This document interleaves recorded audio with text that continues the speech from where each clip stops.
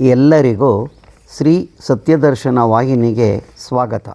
ಪ್ರಿಯ ವೀಕ್ಷಕರೇ, ಇಂದು ನಿಮ್ಮನ್ನು ಚೋಳೂರು, ಚೇಳೂರು ಎಂದು ಕರೆಯುವ ಗುಬ್ಬಿ ತಾಲ್ಲೂಕಿನ ಹೋಬಳಿ ಕೇಂದ್ರವಾದ ಚೇಳೂರು ಗ್ರಾಮಕ್ಕೆ ಕರೆದುಕೊಂಡು ಹೋಗುತ್ತಿದ್ದೇನೆ. ಚೋಳರು, ಗಂಗರು ಮತ್ತು ನೊಣಂಬರು ರಾಜ್ಯವಾಳಿದ ಚೇಳೂರಿಗೆ ಬಹಳ ಇತಿಹಾಸವಿದೆ. ಇಂಥ ಇತಿಹಾಸ ಸ್ಥಳದಲ್ಲಿ ಸಂಗಮೇಶ್ವರ ಸ್ವಾಮಿಯ ಬಗ್ಗೆ ತಿಳಿಯುವ ಮೊದಲು ಸ್ವಲ್ಪ ಇತಿಹಾಸ ತಿಳಿಯೋಣ. ಇಲ್ಲಿ ಚೋಳರು ಕೆಲಕಾಲ ಈ ಊರನ್ನು ಪ್ರಾಂತ್ಯ ರಾಜಧಾನಿಯಾಗಿ ಮಾಡಿಕೊಂಡಿದ್ದರೆಂದು, ಇಲ್ಲಿ ಕ್ಯಾಂಪ್ ಮಾಡಿ ಸುತ್ತಮುತ್ತ ದಾಳಿ ಮಾಡುತ್ತಿದ್ದರೆಂದು, ಆದ್ದರಿಂದ ಈ ಊರಿಗೆ ಚೋಳರ ಊರು ಎಂದು, ನಂತರ ಚೋಳೂರು ಆಗಿ ನಂತರದಲ್ಲಿ ಚೇಳೂರು ಆಯಿತೆಂದು ಹೇಳುತ್ತಾರೆ.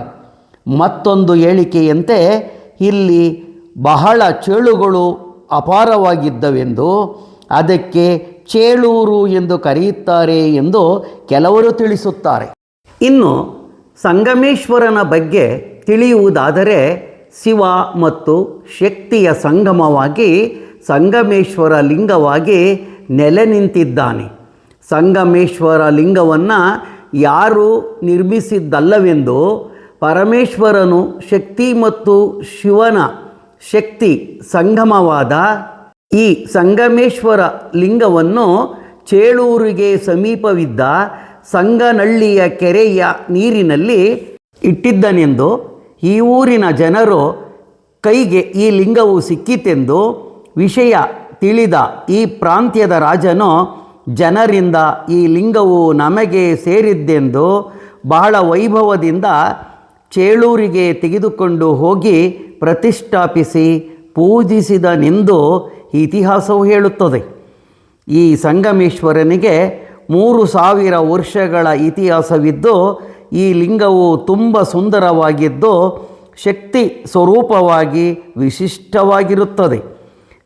ಶಿವನನ್ನು ಪೂಜಿಸಿದರೆ ಯಾವ ಫಲ ಸಿಗುತ್ತದೆಯೋ ಅದೇ ರೀತಿ ಶಿವ ಮತ್ತು ಶಕ್ತಿ ದೇವತೆಯಾದ ಪಾರ್ವತಿ ದೇವಿಯನ್ನು ಬೇರೆ ಬೇರೆಯಾಗಿ ದೇವಾಲಯಗಳಿಗೆ ಹೋಗಿ ಪೂಜಿಸಿದರೆ ಯಾವ ಫಲ ಲಭಿಸುತ್ತದೆಯೋ ಆ ಎಲ್ಲ ಫಲಗಳು ಮತ್ತು ಪುಣ್ಯಗಳು ಸಂಗಮೇಶ್ವರ ಲಿಂಗವನ್ನು ಪೂಜಿಸಿದಾಗ ಶಿವ ಮತ್ತು ಶಕ್ತಿಯರ ಫಲಗಳು ದೊರೆಯುತ್ತವೆ.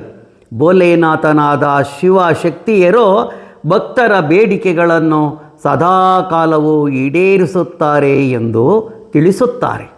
ಪ್ರತಿ ಸೋಮವಾರ ಹಾಗೂ ಶ್ರಾವಣ ಮಾಸ, ಕಾರ್ತಿಕ ಮಾಸಗಳಲ್ಲಿ ವಿಶೇಷ ಪೂಜೆ ನಡೆಯುತ್ತಿದ್ದು, ಅಪಾರ ಸಂಖ್ಯೆಯಲ್ಲಿ ಭಕ್ತರು ಆಗಮಿಸಿ ಪೂಜಿಸಿ ತಮ್ಮ ಕಷ್ಟ ನಷ್ಟಗಳ ಪರಿಹಾರಕ್ಕೆ ಸಂಗಮೇಶನಲ್ಲಿ ಬೇಡುತ್ತಾರೆ.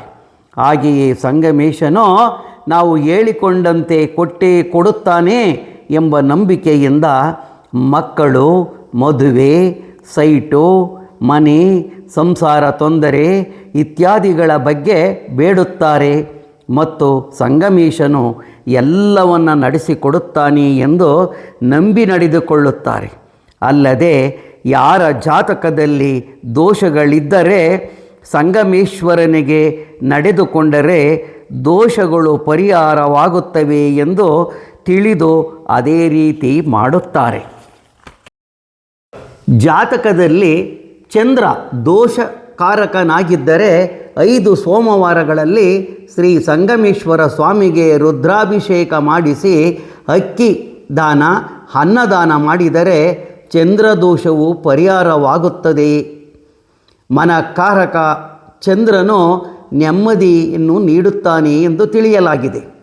ಜಾತಕದಲ್ಲಿ ರಾಹು ದೋಷಕಾರಕನಾಗಿದ್ದರೆ 5 ಶನಿವಾರಗಳಲ್ಲಿ ಶ್ರೀ ಸಂಗಮೇಶ್ವರನಿಗೆ ರುದ್ರಾಭಿಷೇಕ ಮಾಡಿಸಿ ಹುದ್ದು ದಾನವನ್ನು ಮಾಡಿದರೆ ದೋಷ ಪರಿಹಾರವಾಗುತ್ತದೆ. ಸರ್ಪದೋಷವು ಪರಿಹಾರವಾಗಿ ಮಕ್ಕಳ ಫಲ ಲಭಿಸುತ್ತದೆ ಎಂದು ತಿಳಿಸುತ್ತಾರೆ. ಜಾತಕದಲ್ಲಿ ಶನಿಮಾತ್ಮನು ದೋಷಕಾರಕನಾಗಿದ್ದರೆ 5 ಶನಿವಾರಗಳಲ್ಲಿ ರುದ್ರಾಭಿಷೇಕ ಮಾಡಿಸಿ ಎಳ್ಳೆಣ್ಣೆಯ ದೀಪವನ್ನು ಬೆಳಗಿ ಎಳ್ಳು ದಾನ ಮಾಡಿದರೆ ದೋಷ ಪರಿಹಾರವಾಗುತ್ತದೆ. ದಶಾಭುಕ್ತಿಯಲ್ಲಿ ಆಗುವ ತೊಂದರೆ ಸಾಡೆ ಸಾತಿ ತೊಂದರೆಗಳಿಂದ ದೂರಾಗುತ್ತಾರೆ ಎನ್ನಲಾಗಿದೆ.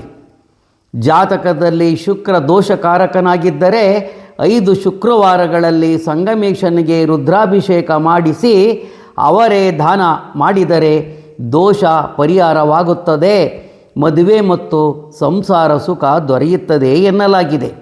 ಜಾತಕದಲ್ಲಿ ಸೂರ್ಯ ದೋಷಕಾರಕನಾಗಿದ್ದರೆ ಶ್ರೀ ಸಂಗಮೇಶನಿಗೆ 5 ಭಾನುವಾರಗಳಲ್ಲಿ ರುದ್ರಾಭಿಷೇಕ ಮಾಡಿಸಿ ಗೋಧಿಯನ್ನು ದಾನ ಮಾಡಿದರೆ ದೋಷ ಪರಿಹಾರವಾಗಿ ಸುಖ ಶಾಂತಿ ಲಭಿಸಿ ಉನ್ನತಾಭಿವೃದ್ಧಿಯಾಗುತ್ತದೆ ಎನ್ನಲಾಗಿದೆ. ಈ ಸಂಗಮೇಶನಿಗೆ ಶ್ರಾವಣ ಮಾಸ ಮತ್ತು ಕಾರ್ತಿಕ ಮಾಸಗಳ ಸೋಮವಾರಗಳಲ್ಲಿ ರುದ್ರಾಭಿಷೇಕ ಮತ್ತು ಪೂಜೆಯನ್ನು ಮಾಡಿಸಿದ್ದೆಯಾದರೆ ಅನೇಕ ಗಂಡಾಂತರಗಳಿಂದ ಪಾರಾಗಬಹುದೆಂದು, ಸುಖ ಶಾಂತಿ ನೆಮ್ಮದಿಯಿಂದ ಬಾಳಬಹುದೆಂದು ಭಕ್ತಾದಿಗಳು ತಮ್ಮ ಅನುಭವಗಳಿಂದ ಹೇಳುತ್ತಾರೆ. ಇಲ್ಲಿ ಕಾರ್ತೀಕ ಮಾಸದಲ್ಲಿ ಲಕ್ಷ ದೀಪೋತ್ಸವವು ನಡೆಯುತ್ತದೆ.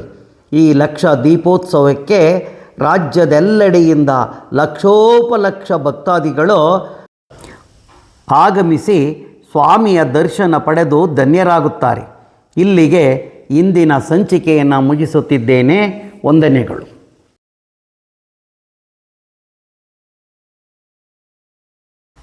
ನೀವಿನ್ನು ನಮ್ಮ ವಾಹಿನಿಗೆ ಚಂದಾದಾರರಾಗಿಲ್ಲದಿದ್ದರೆ ಚಂದಾದಾರರಾಗಿ.